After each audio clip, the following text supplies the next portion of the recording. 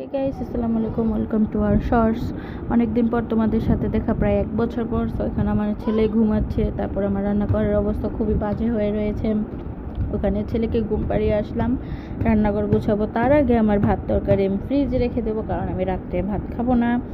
So ভাত না খাওয়ালে কী খাওয়া যাবে? নুডলস খাওয়া যাবে। সো এখানে আমি আগে নুডলসের পানি বসিয়ে দিলাম। নুডলস সিদ্ধ হইতে হইতে আমার রান্নাঘর সব ধোয়া শেষ, তার মধ্যে আমার নুডলসও সিদ্ধ হয়ে গেছে। তারপর পেঁয়াজটা ডিপে ছিল, তার জন্য এরকম দেখা যাচ্ছে। এখন পেঁয়াজটা আমি গরম করতে দিয়ে দিলাম। এখানে আমার পেঁয়াজ ভাজা শেষ, সাথে ডিমও দিয়ে দিলাম।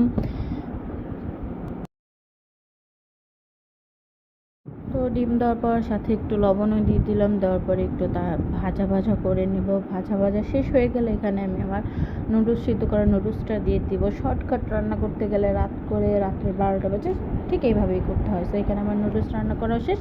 এখানে আমার ছেলে ঘুমাচ্ছে, এখন নুডলস খেয়ে আমিও ঘুমিয়ে যাবো। টাটা, আল্লাহ হাফেজ, বাই বাই।